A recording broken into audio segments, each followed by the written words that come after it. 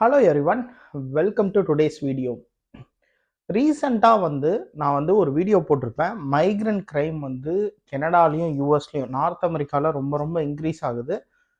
அதுக்கு ரீசன் பார்த்தீங்கன்னா, இந்த மைக்ரண்ட்டாக வரவங்களா இருக்கட்டும், இல்லை அந்த எஜுகேஷனுக்கு வரவங்களா இருக்கட்டும், சின்னதாக ஒரு விஷயத்தை நினச்சி பண்ணுறாங்க. அதுக்கப்புறம் அவங்க லைஃபே டேர்ன் ஆகிடுது. ஸோ இது மாதிரி ஒரு விஷயத்தை பற்றி தான் பேச போகிறோம். அதுவும் நம்ம சேனலில் முக்கியமாக பேசப்பட்ட 401 கிராஷ். அதாவது பார்த்தீங்கன்னா, நம்ம ஒரு தமிழ் ஃபேமிலியோட ஒரு ஒரு 3 பேர் இறந்துருக்காங்க. ராங் வேல ஒரு ட்ரக்கில் போலீஸ் சேஸ் பண்ணதுனால அந்த ட்ரக் இவங்களோட காரில் இடித்து ஒரு ஃபேமிலியில் உள்ள ஒரு 3 பேர் இறந்துருக்காங்க. அதை பற்றி நம்ம டீட்டெயிலாக வீடியோ பண்ணியிருக்கோம். என்ன கேஸு, அதில் விக்டிம் நேம் என்ன, அவங்களுக்கு என்ன ஆச்சு, அவங்க என்ன ஃபீல் பண்ணாங்க, அது எல்லாமே நம்ம கவர் பண்ணியிருப்போம். பட் இந்த வீடியோவில் என்ன பேச போகிறோம் அப்படின்னு பார்த்தீங்கன்னா, அந்த ராங் வே கிராஷ் பண்ணது 2 இந்தியன்ஸ் தான் அந்த ராங் வே கிராஷ் பண்ணியிருக்காங்க. ஒரு இமிக்ரெண்ட்டாக அவங்களுக்கு எங்கேருந்து இவ்வளோ தைரியம் வருது? ஸோ இதை பற்றிலாம் டீட்டெயிலாக பார்ப்போம். அதில் அந்த வெஹிக்கிளை டிரைவ் பண்ணதில் அந்த டிரைவ் பண்ணால 21 வயசு ககன்தீப் சிங், அந்த பையன் மேலே கோர்ட்டில் கார் ஓட்டக்கூடாது, அதாவது அவன் ஒரு காரை திருடி மாட்டியிருக்கான், கார் ஓட்டக்கூடாது, இன்னும் 2 எல்சிபிஓவில் போயிட்டு பொருளை கொள்ளையடிச்சிட்டு போக ட்ரை பண்ணியிருக்கான், அந்த கேஸும் அவன் மேலே இருக்குது. எவ்வளோ கேஸ் இருந்தும் அவன் திரும்ப அடுத்து ஒரு எல்சிபிஓவில் கொள்ளையடிச்சிருக்கான் பாருங்கள், அஜாக்ஸ் பக்கத்தில்.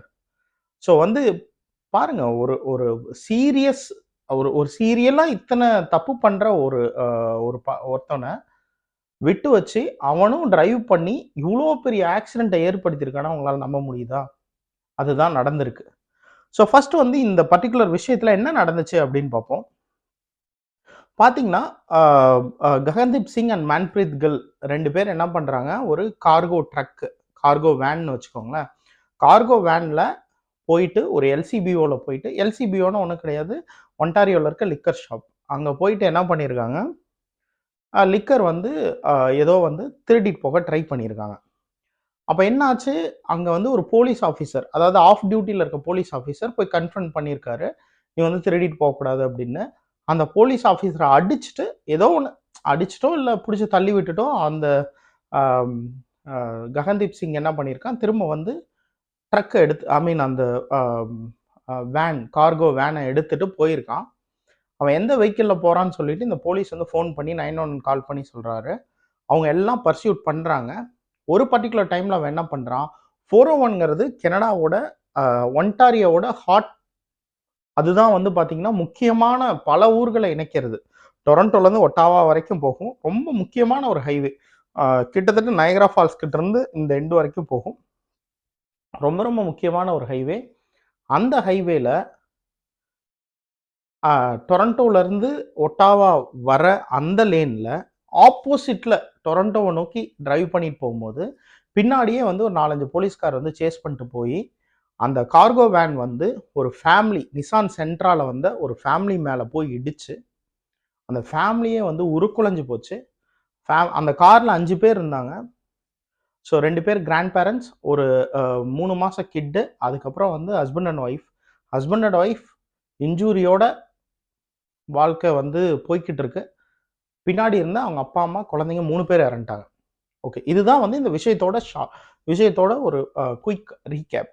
ஸோ இந்த விஷயத்தில் என்ன நடந்திருக்கு அப்படின்னு பார்த்தீங்கன்னா, அந்த கார்கோ வேன் டிரைவ் பண்ணிட்டு வந்த அந்த மன்பிரீத் கில் அவர் இருக்கார்ல, அவர் பார்த்தீங்கன்னா பிப்ரவரி 28 தான் ஸ்டோலன் வெஹிக்கிளை வச்சு விட்பியில் மாட்டியிருக்காரு. விட்பி ஒன்டாரியோவில் மாட்டியிருக்காரு 28 பிப்ரவரி 28. அவருக்கு 21 வயசு தான் ஆகுது.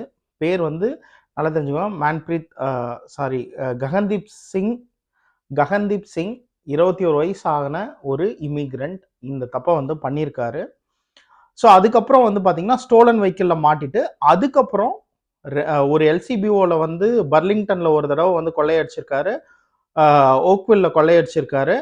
ஸோ 3 டேஸில் ஒரு 3-4 இடத்துல கொள்ளையடிச்சு மாட்டியிருக்காரு ஜனவரியில். ஸோ அதனால கோர்ட் என்ன சொல்லியிருக்காங்க, நீ இனிமேட்டு டிரைவே பண்ணக்கூடாது அப்படின்னு லைசன்ஸை பிடுங்கி வச்சுட்டாங்க. ஸ்டில் அவர் காரை அந்த கார்கோ ட்ரக்கை வந்து டிரைவ் பண்ணியிருக்காரு. ஸோ என்ன ஒரு தைரியம்? ஏன் ஏன் இவங்களுக்குலாம் இவ்வளோ தைரியம் வருது? என்ன இங்க இங்க பேசிக்கா என்ன பிரச்சனை? அப்படின்னு நீங்க வந்து புரிஞ்சுக்கணும் அப்படின்னா, நீங்க கனடால நியூவா இருக்கீங்க, இல்ல கனடால இருக்கீங்க அப்படின்னா, உங்களுக்கு மேபி இந்த விஷயம் தெரிஞ்சிருக்காது. ஸோ இங்க என்ன அப்படின்னா, $5000 கீழ இருக்க அஃபென்ஸ் வந்து ஒரு பெரிய அஃபென்ஸா எடுத்துக்கவே மாட்டாங்க. அங்க தான் பெரிய பிரச்சனை. இந்த சின்ன சின்ன திருட்டு பண்றாங்க இல்லையா? போயிட்டு சிகரெட்ட திருடிட்டு போறது, இல்ல நைட்டு போயிட்டு கேஷ் கவுண்டர்ல சும்மா ஒரு $1000 இருக்கா குடுன்னு சொல்லி திருடிட்டு போறது. நம்ம ஊர் பசங்க நெறைய பேர் வந்து ஸ்டூடண்ட் பார்ட் டைமா ஒர்க் பண்ணும்போது அவங்கள போய் அடிச்சு திருடிட்டு போறது. இதெல்லாம் வந்து இவங்களுக்கு ஒரு அ நார்மல் ஆயிடுச்சு இவங்களுக்கு. ஏன்னா $5000 கீழ இருந்துச்சுன்னா, அத வந்து போலீஸே போய் இன்வெஸ்டிகேட் பண்ண மாட்டாங்க. அதுவும் 10ஓட 11னா கேஸா போட்டுருவாங்க. அந்த மாரி பண்ணிக்கிட்டு இருந்த இவன், அன்னைக்கு ஒரு நாள் அந்த போலீஸ் ஆஃபீசர், அந்த ஆஃப் டியூட்டி போலீஸ் ஆஃபீசர கன்ஃபரண்ட் பண்ணாம இருந்தா, ஏற்கனவே இருந்த 2 கேஸோட சேர்த்து இது ஒரு 3 கேஸ். அவ்வளோதான். ஸோ அங்க போலீஸ் ஆஃபீசர் கன்ஃபரண்ட் பண்ணதுனால தான் அங்க வந்து பின்னாடியே ஃபாலோ பண்ணிட்டு வந்து இந்த கிராஷ் நடந்தது. இது தொரத்திட்டு போனதெல்லாம். இல்லன்னா வந்து எவ்வளோ தெஃப்ட் நடக்குது. Retail theft. எவ்வளோ வீடியோ இருக்கு. சோசியல் மீடியால போய் பாருங்க. ஆர்கனைஸ்ட் கிரைம் பண்றாங்க நெறைய. அதாவது வந்து ஐ அம் நாட் சேயிங் இமிகிரண்ட் ஒரு பக்கம் அவங்களுக்கு எப்படி இவ்வளோ தைரியம் வருதுன்னு தெரியல. ஏன் அத சொல்றேன் அப்படின்னு பார்த்தீங்கன்னா, பேக் இன் 2013, 2014ல ஒரு ஆனுவல் மீட் இருக்கும். எங்களோட அந்த நாங்க ஒர்க் பண்ற அந்த ஆஃபீஸ்ல ஆனுவல் மீட் இருக்கும். அந்த ஆனுவல் மீட்ல வந்து எல்லா விதமான அ அ ஆக்டிவிட்டீஸும் இருக்கும். ஸோ அதுக்கே வந்து பார்த்தீங்கன்னா, இப்ப நெறைய பேர் வந்து அ அமெரிக்கன்ஸே வந்து பார்த்தீங்கன்னா, டாக்ஸில வந்து இறங்குவாங்க. ஏன்னா வந்து அது வந்து மிட் நைட் வரைக்கும் இருப்பாங்க. They will drink and all those will happen. போகும்போது டிரைவிங் வித் இன்ஃப்ளூயன்ஸோட போகக்கூடாதுன்னு சொல்லிட்டு, most of them will come in taxi. Or else வந்து அவங்க ஃபேமிலிலேருந்து யாராவது வந்து டிராப் பண்ணிட்டு போவாங்க. குடிச்சிட்டு வண்டிய எடுக்கக்கூடாதுங்கிறது ஒரு பேசிக் விஷயம் அவங்களுக்குலாம். ஸோ டிரைவிங் வித் இன்ஃப்ளூயன்ஸ் பண்ணக்கூடாது அப்படிங்கிறது ஒரு பேசிக் விஷயம். பட் ஆனா கனடால அது அப்படி நடக்குதா? ஏன்னா பார்த்தீங்கன்னா, left and right driving with influence. இப்ப ரீசென்ட்டா பார்த்தீங்கன்னா, ஒன்டாரியோ கவர்ன்மெண்ட் வந்து என்ன போட்டிருக்காங்க அப்படின்னா, சில பேர் அன்டாரியோன்றாங்க, சில பேர் ஒன்டாரியோன்றாங்க. நான் ஒன்டாரியோன்னே சொல்றேன். ஸோ ஒன்டாரியோ கவர்ன்மெண்ட் என்ன சொல்லியிருக்காங்க அப்படின்னா, ஆம் இப்ப ரீசென்ட்டா வந்து போலீஸ் வந்து உங்கள ஸ்டாப் பண்றாங்கன்னு வச்சுக்கோங்களேன். இதுக்கு முன்னாடி வந்து நீங்க வந்து சஸ்பீஷியஸா இருந்தா மட்டும் தான் உங்கள வந்து பிரீத் டெஸ்ட் எடுப்பாங்க. நீங்க வந்து சரக்கு அடிச்சிருக்கீங்களா அப்படின்னு பிரீத் டெஸ்ட் எடுப்பாங்க. இப்ப ரீசென்ட்டா என்ன பண்ணியிருக்காங்க அப்படின்னா, சஸ்பீஷியஸோ இல்லையோ மேண்டேட்டரியா எல்லாருக்கும் எடுங்க அப்படின்னு சொல்லி போலீஸ்க்கு சொல்லியிருக்காங்க. ரூலும் இம்ப்ளிமெண்ட் பண்ணியிருக்காங்க. போலீஸ் எப்ப கேட்டாலும் அந்த பிரீத் டெஸ்ட் பண்ணணும். அப்படின்னு சொல்லி இதுக்கு முன்னாடிலாம் பார்த்தீங்கன்னா, ஒரு சஸ்பீஷியஸே இல்லையே! அப்புறம் எதுக்கு போய் பிரீத் டெஸ்ட் எடுத்த? அப்படின்னு சொல்லி அவங்கள வந்து நம்ம சேலஞ்ச் பண்ணலாம்.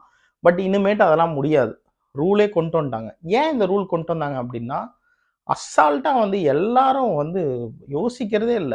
வந்து பார்ட்டிக்கு போறது, நைட்டு தண்ணி அடிச்சுட்டு வண்டி எடுத்து ஓட்டிட்டு வர்றது. ஸோ இதனால வந்து என்ன பிரச்சனை அப்படின்னா, இப்ப நான் வந்து ஒரு ரோட்ல சும்மா வாக் போயிட்டு இருக்கேன் அப்படின்னா, ரோட்ல வர கார் என்ன வேணா நடக்கும் இல்லையா? ஸோ வந்து எனக்கு என்ன அதுல வந்து அ எனக்கு என்ன உத்தரவாதம்? நடந்து போ முடியும் அப்படின்னு.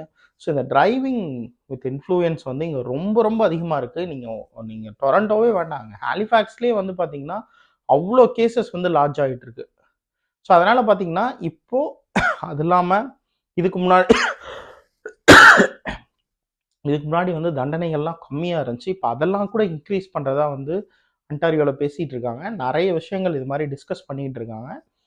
ஸோ இந்த மைக்ரண்ட் வந்து நெறைய பேர் இதுல மாட்டுவாங்க. எஸ்பீஷியலி நான் பார்க்குற நெறைய விஷயங்கள் பார்த்தீங்கன்னா, அ அ ஓப்பனாவே சொல்றேன். ஓக்வில், பிராம்ப்டன் அ அ இன்னும் சில நியர்பை சிட்டீஸ்ல, ஸ்மால் சிட்டீஸ்ல நெறைய நம்ம அ ஸ்டூடண்ட்க்கே வந்து இந்த மாரி வந்து நெறைய ப்ராப்ளம்ஸ் வருது. ரொம்ப, ரொம்ப பிரச்சனையா போயிட்டு இருக்கு இந்த விஷயம். நம்ம ஊர்லேருந்து வந்துட்டு இங்க வந்து சும்மாவே இருக்க மாட்றானுங்க. இந்த மாரி ஏதாவது ஒண்ண பண்றாங்க. இது வந்து ஒருத்தவங்க பார்க்கும்போது அது வந்து இது அவங்க பண்றாங்க, இவங்க பண்றாங்க அப்படியெல்லாம் தெரியாது. இவங்க வந்து இமிகிரேட் ஆகி வந்துட்டு என்னென்னலாம் பண்றாங்க பாரு. அவங்களுக்குள்ள இடிச்சுட்டாங்க. இந்த பிரச்சனை சோசியல் மீடியால போய் பாருங்க. ரெட்டிட்ல ஒரு த்ரெட் ஓடிட்டு இருக்கு. பாருங்க, அ அவன் இந்தியாலேருந்து வந்தான். இமிகிரண்ட்டா வந்தான். அவன் வந்து இன்னொரு இந்தியாலேருந்து வந்தவங்க மேல இடிச்சுட்டான். இப்படிலாம் பேசிக்கிறாங்க. ஸோ அவங்க வந்து சும்மா பேசுற வாயில வந்து எதையோ தூக்கி போடுற மாரி. I don't know. ஸோ வந்து இந்த கேஸில் என்ன நடந்துச்சு அப்படின்னு பார்த்தீங்கன்னா, ஒரு ஏற்கனவே ஓட்டக்கூடாதுன்னு சொன்ன ஒருத்தவன் தைரியமாக வந்து ஓட்டியிருக்கான் அப்படின்னா, இங்கே வந்து கொடுக்குற இந்த ஜஸ்டிஸ் சிஸ்டம் மேலே அவனுக்கு பயமே கிடையாது. ஸோ அவன் வந்து அவனை எதுவுமே பண்ண முடியாதுங்கிற ஒரு தைரியம், வேற ஒரு கண்ட்ரியில் வந்து என்னை எதுவுமே பண்ண முடியாதுங்கிற தைரியம் வருதுன்னா, அப்போ வந்து எவ்வளோ பேரோட மனநிலைமை இப்படி இருக்கும், அதெல்லாம் நம்ம யோசிச்சு பார்க்கணும். ஸோ வந்து கண்டிப்பாக வந்து ஃப்யூச்சரில் வந்து இந்த மாதிரி தப்பு பண்ணுறவங்களாம் கண்டிப்பாக மாட்டுவாங்கன்னு நினைக்கிறேன். ஸோ பார்த்தீங்கன்னா, இப்போ ரீசென்ட் டேஸில் அந்த ஒரு ஸ்டாட்டிஸ்டிக்ஸும் சொல்கிறாங்க. இது மாதிரி வந்து கேசஸில் வரவங்கள வந்து டீபோர்ட் பண்ணணும் அப்படின்னு சொல்லியும் வந்து நிறைய வந்து இமிக்ரேஷன் விஷயமா பேசிகிட்டு இருக்காங்க. நிஜமாவே சொல்கிறேன், டீபோர்ட் பண்ணாதான் ஒரு 4-5 பேரை டீபோர்ட் பண்ணாதான் இவங்க எல்லாருக்கும் வந்து ஒரு சின்ன ஒரு பயம் வரும். ஒரு சின்ன எக்ஸாம்பிள் சொல்கிறேன். எனக்கு தெரிஞ்ச ஒரு பையன் வந்து யூஎஸில் அரிசோனா யூனிவர்சிட்டியில் வந்து படிச்சுட்டு இருந்தான். படிச்சுட்டு ஒர்க் பண்ண ஆரம்பித்தான் அரிசோனாவில். ஒர்க் பண்ண ஆரம்பிச்சுட்டு ஒரு நைட் வந்து என்ன பண்ணிட்டான், ஆக்சிடென்ட் பண்ணல, எதுவும் பண்ணல. பார்ட்டிக்கு போயிட்டு ரிட்டர்ன் வரும்போது சிக்னலில் வந்து நல்ல டிரைவிங் வித் இன்ஃப்ளூயன்ஸ், அவனால் வந்து டிரைவே பண்ண முடியல. வண்டியை பார்க் பண்ணிட்டு சிக்னலில் படுத்து தூங்கிட்டான். ஸோ என்ன பண்ணாங்க, போலீஸ் வந்தாங்க, கேஸ் எல்லாம் நோட் பண்ணாங்க, எல்லாம் ஓகே. ஆனால் அதுக்கப்புறம் வந்து விட்டுட்டாங்க. பெரிய ஃபைன் போட்டு லைசன்ஸ் சஸ்பெண்ட் பண்ணி கொடுத்துட்டாங்க. அவனை வந்து வீட்டுக்கு அனுப்பிச்சிட்டாங்க. அதுக்கப்புறம் கரெக்டாக ஒரு 6 மாதம் கழித்து அவன் வந்து இந்தியாவுக்கு வரான். வந்துட்டு திரும்ப வந்து ஸ்டாம்பிங் பண்ண போகிறான் வீசாவை. Refused, visa refused. ஸோ அவன் வந்து இன்வெஸ்ட் பண்ணி ஒரு ஸ்டூடெண்ட்டாக வந்து அதுக்கப்புறம் ஒரு நல்ல ஒரு ஜாபில் இருந்து நல்ல ஒரு டெக் கம்பெனியில் இருந்தான். எனக்கு நல்லா அவனுக்கு க்ளோஸாக தெரியும். நல்ல ஒரு டெக் கம்பெனியில் ஒர்க் பண்ணிகிட்டு இருந்தேன் ஒருத்தவன் டக்குன்னு வந்து வீசா ரெஃப்யூஸ் ஆகுது.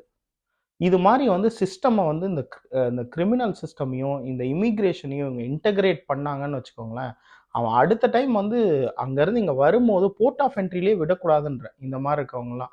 அப்போ தான் வந்து பார்த்தீங்கன்னா இந்த மாதிரி க்ரைம்ஸ் எல்லாம் குறையும். ஸோ நீங்கள் இதை பற்றி என்ன திங்க் பண்ணுறீங்க அப்படிங்கிறத வந்து கமெண்ட் பண்ணுங்கள். ஸோ இதில் பார்க்கும்போது நான் கூட நினச்சேன் யாரோ ஒருத்தவங்க பண்ணியிருக்காங்க. நான் அப்புறம் ஃபுல்லாக டீட்டெயிலாக படித்து பார்க்கும்போது தான் தெரியுது இவங்களுக்கு இவ்வளோ தைரியம் வருதா அப்படின்னு சொல்லிட்டு. ஸோ நீங்கள் என்ன திங்க் பண்ணுறீங்கன்னு கமெண்ட் பண்ணுங்கள். ஸோ இன்னொரு வீடியோவில் நம்ம மீட் பண்ணுவோம். Until then by from Tamil.